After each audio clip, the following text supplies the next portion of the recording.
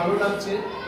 আমরা বলেছিলাম যে আমাদের ছাত্রছাত্রীদের মধ্যে হয়তো আমরা রামপ্রসাদের মতো বা অন্যান্য বিদ্যালয়ের মতো হয়তো 90% বা 100% মার্কস হয়তো পাওয়াতে পারি না, এটা ঠিকই, কিন্তু আমরা এটুকু বলতে পারি যে আমাদের ছাত্রছাত্রীরা অন্তত কোনো স্কুলে মাধ্যমিক পরীক্ষা দিতে গিয়ে বা অন্য কোনো স্কুলে কোনো অনুষ্ঠানে গিয়ে আমরা কখনো দেখিনি যে আমাদের ছাত্রছাত্রীরা আমাদের অবাধ্য হল।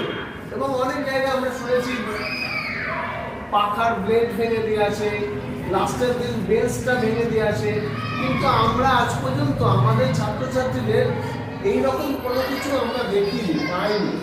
তা এটাও আমাদের কাছে কিন্তু কম বড় পাওয়া না, আমাদের মধ্যে এই যে গুণটা আছে।